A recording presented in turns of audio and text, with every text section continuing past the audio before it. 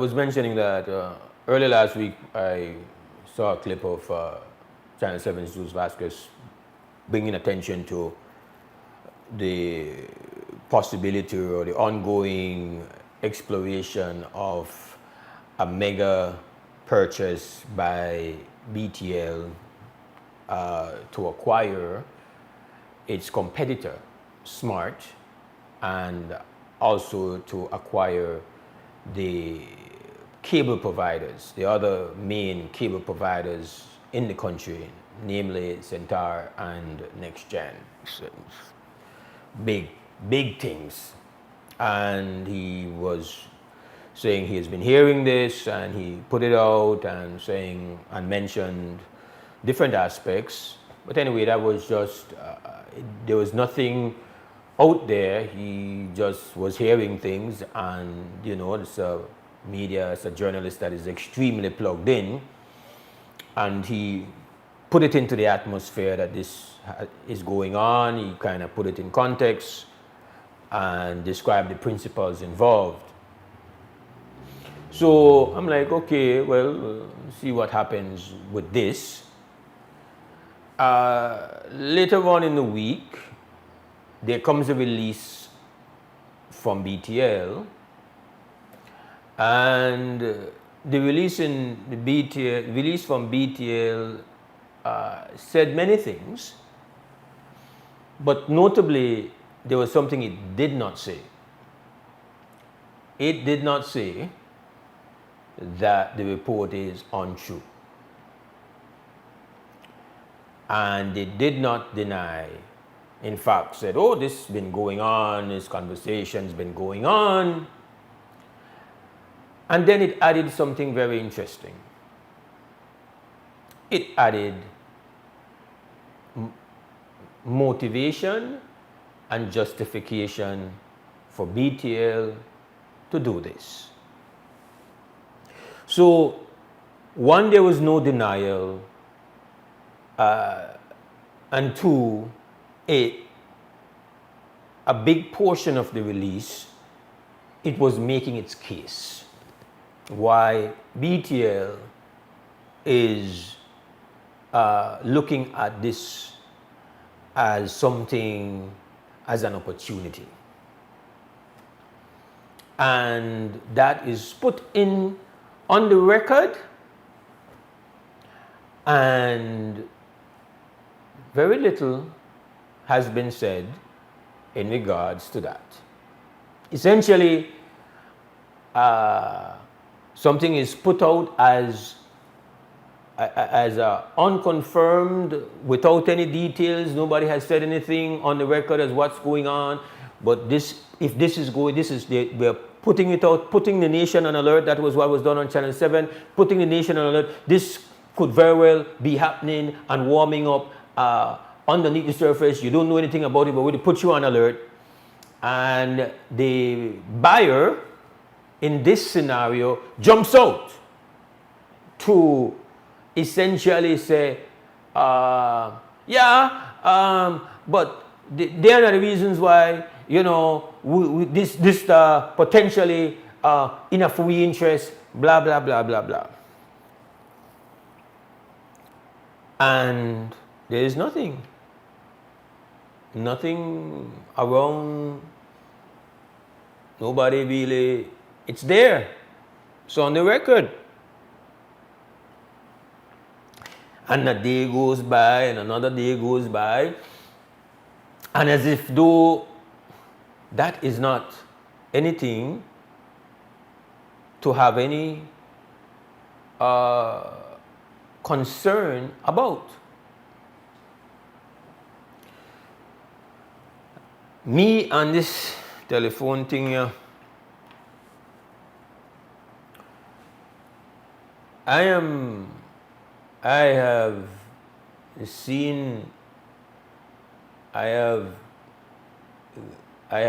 been very passionate multiple times watching this 20-year trial and tribulation that has been around telecommunications. And we, the people, have paid a huge price for all that has unfolded in the world of telecommunications. And one of the only, what I call the most significant feature that we can say, well, at least we have this,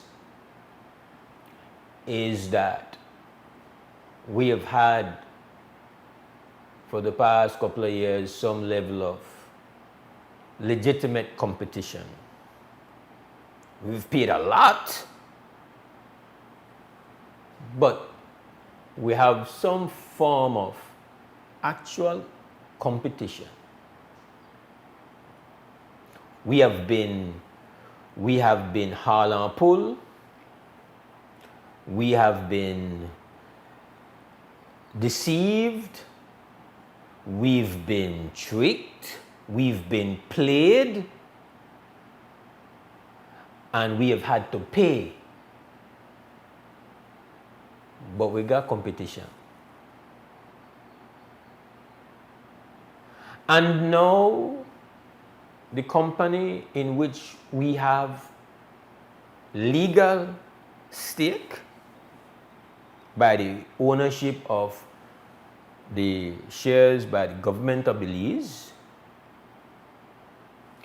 and we have private state that are Belizean. In fact, I believe no less than the Belize National Teachers Union owns shares in BTL. The Belize Social Security Board owns shares in BTL. So it doesn't matter which company you use. As a Belizean, your legal equity is in BTL. Equity and control that you have paid and you are paying and will continue to pay for. So on that fact alone, any matter of this magnitude should be extremely concerning. So at the very minimum, collectively, we should be saying, well, make we hear more about that. You know, wait till when the food don't cook if you have a concern about the ingredients in the pot or the method of the cooking. Me hate cilantro. So when somebody say they want to cook for me and then they ask you what you like, I know wait till they don't cook for make them know, do me one favor. Do not put cilantro in it. Like, if you're a Rasta man and somebody want to cook beans for you, you know wait till the beans don't cook for you, ask if then drop in one piece of pigtail. Before they cook the beans, just say, I know want no pigtail cook along with my beans. You do it before, because no matter what you want to do after that pigtail done cooking and that beans, my friend, you can't take the pigtail juice out of that beans there.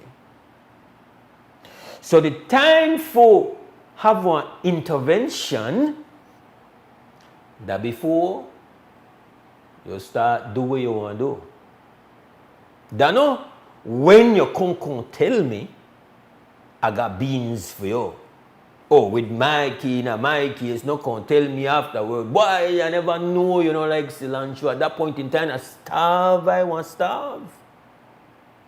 So upon this matter of this magnitude, where now somebody, I would assume at the highest level of our telephone company late last week, put out a release essentially admitting, yeah, we in at this, and this one good for we. And if you don't say something now, the principals involved will use the fact that they put out that release last week.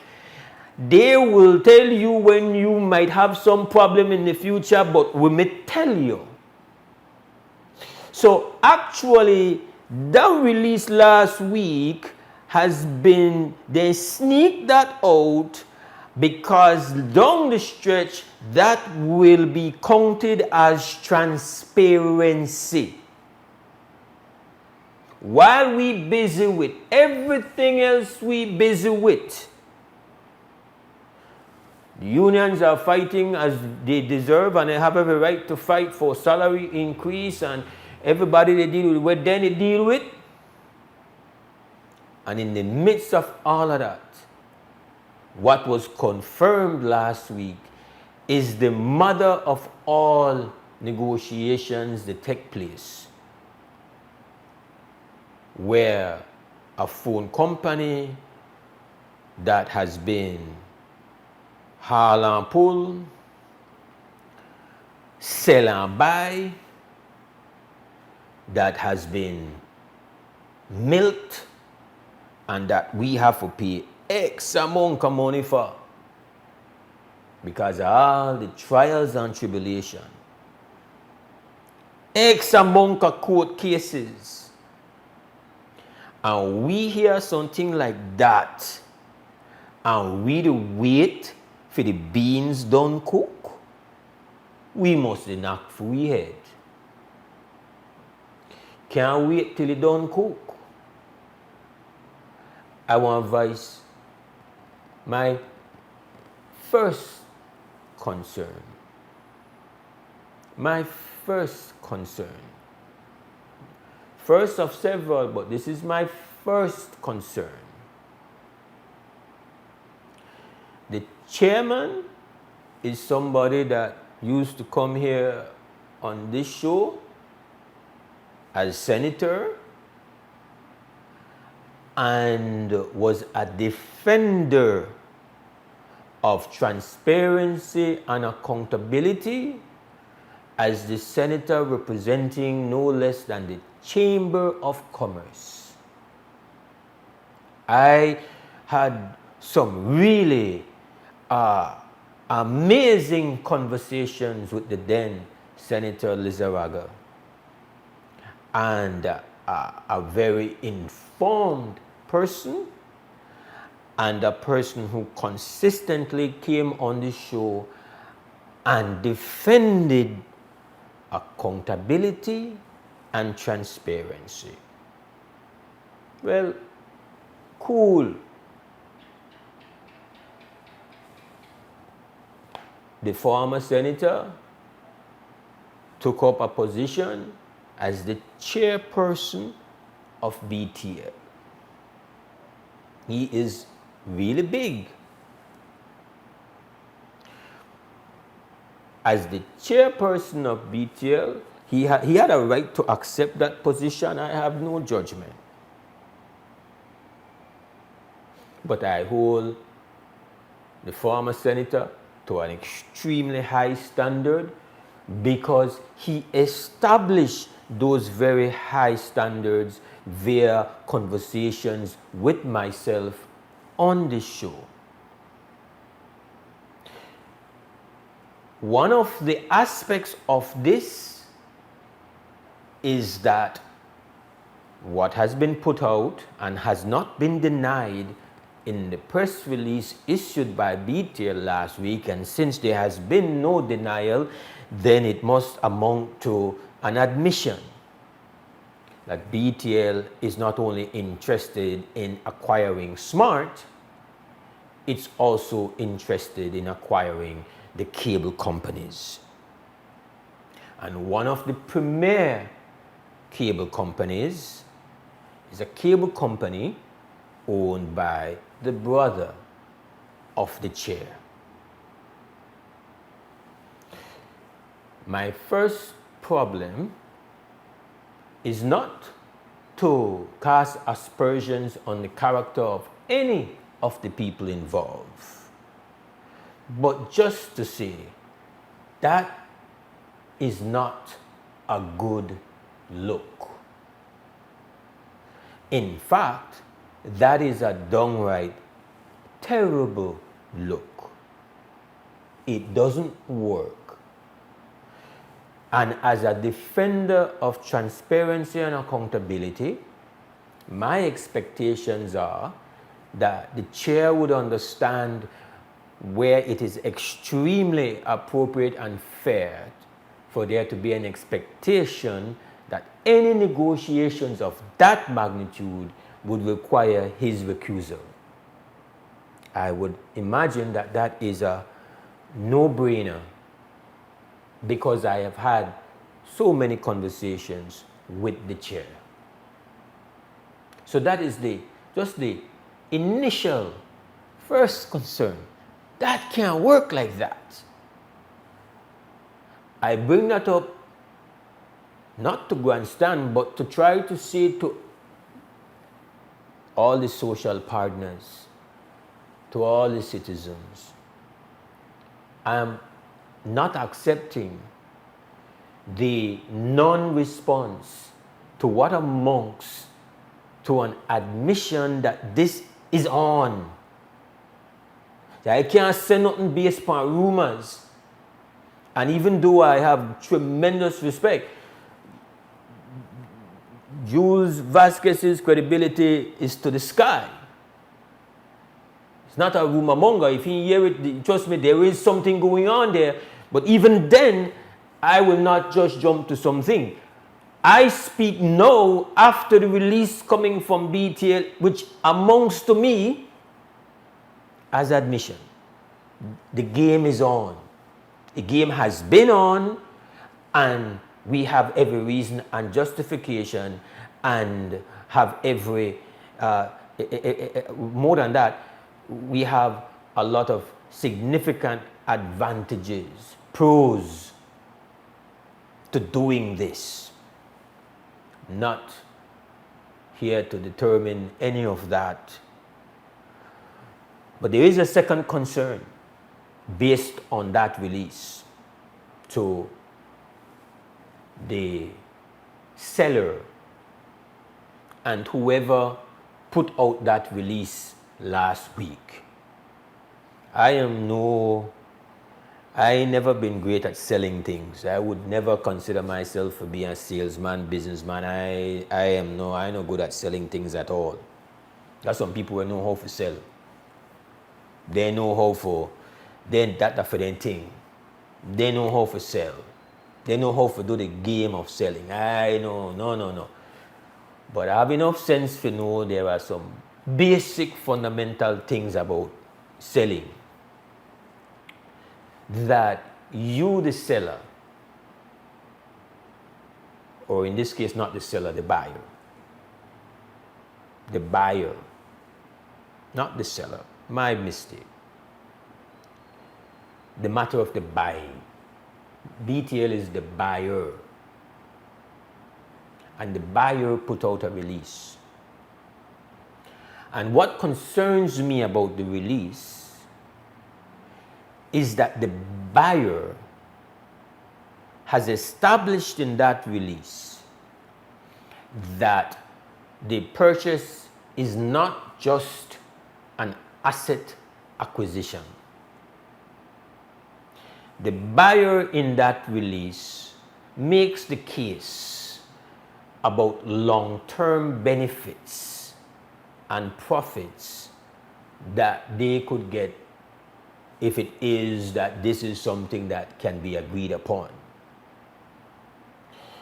Now, one of the fundamental aspects of buying and selling is that the buyer is usually trying to minimize the value of the seller's asset. The buyer tries to lower the advantages in buying so as to lower what the final price arrangement is. So you as the buyer, like if I am going to buy a car from somebody, I know they want to tell them, boy, this car want be a very good thing where I want to use as one limousine to where I want to do so I want to run some caravans on the side and it look good and I want to make some money off it. No, the buyer doesn't make the case to the seller. The buyer is just simply saying, the buyer tries to do, you do. In fact, the buyer should have been extremely pleased with what was done on Channel 7.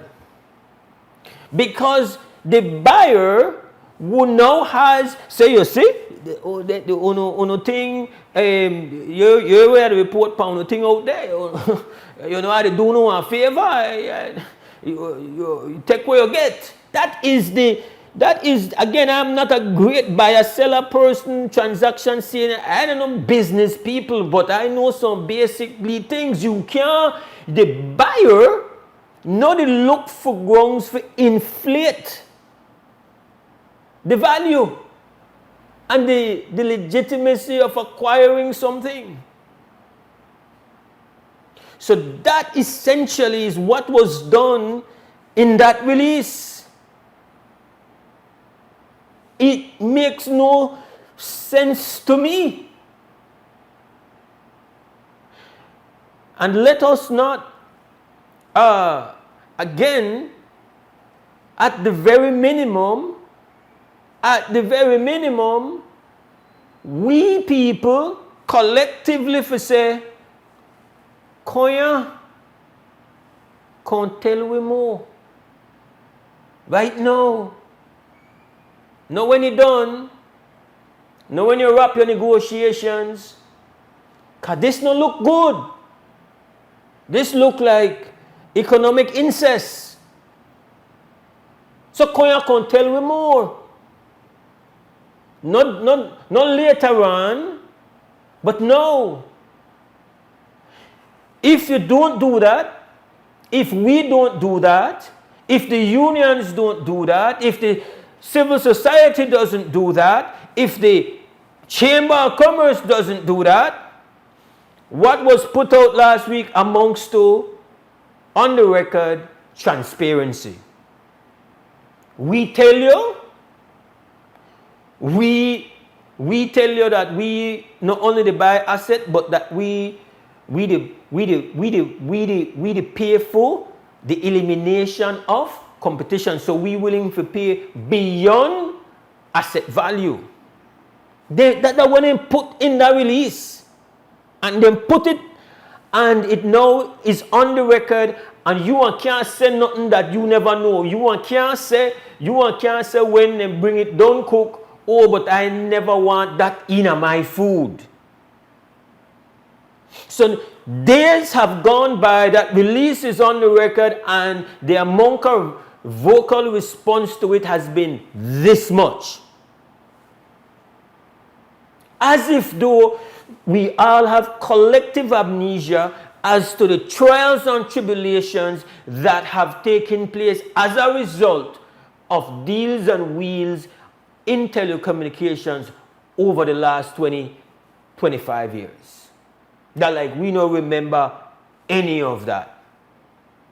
I have paid at the level of the business where we operate and from a personal level, huge consequences to having taken strong positions in telecommunications over the last 20 to 25 years. So I don't have no amnesia. And I find it unacceptable that release, in my view, which amongst to, And I know nothing much. This one do this for we, and this one do that for we, and we be better, and we just have to, and this has been going on, and yeah. That's what the press release was saying. This one good for we, and we take out the competition. The buyer is making the case for the seller in the release. And we mute. We literally mute. The biggest most shocking thing over the past 3 days, for go on the record, that bar none. Bar none. And I have to believe that the chair of BTL, who I know via the conversations we have had on this show, has an developed consciousness about transparency, accountability, and all that great gravy. So I am sure I'm not saying anything here that he would disagree with, based on all the conversations we have had in the past. And one more thing before we go to break.